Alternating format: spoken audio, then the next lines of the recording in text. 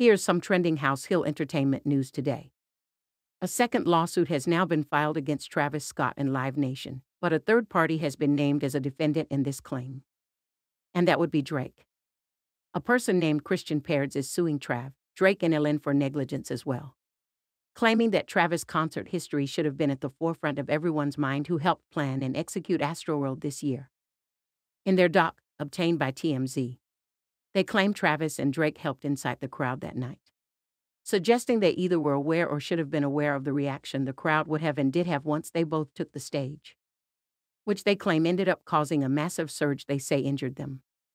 The plaintiff also claims the folks who organized the event's security and logistics, including Travis himself, who Peards says was in charge of the whole thing, did a poor job of planning and keeping everyone safe. Peards is also seeking at least $1 million in damages. The legal floodgates are starting to open. Travis Scott and Live Nation have just been sued by somebody alleging they were injured during AstroWorld, the first claim of what may prove to be many more to come.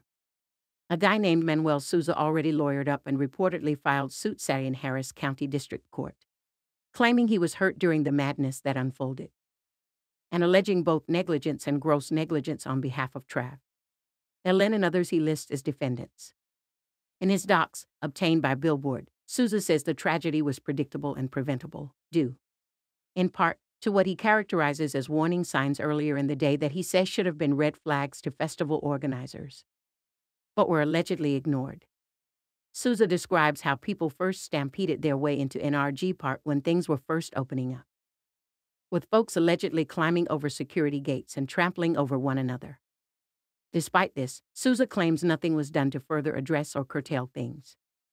He goes on to allege that concert organizers made a conscious effort to let the show go on, despite clear evidence all around them that people were in serious distress and suffering serious obvious injury. Souza believes they purposely chose this route, claiming they were well aware of the rising risk that was escalating by the minute during the night. As for why Souza thinks Travis is at fault here, it's not entirely clear what he's claiming Trav did or didn't do during the show that led to what Souza believes was avoidable.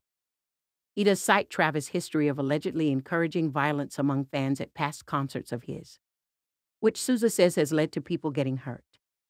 But beyond that, it doesn't appear he connects specific dots in this instance as to why TS, specifically, is to blame.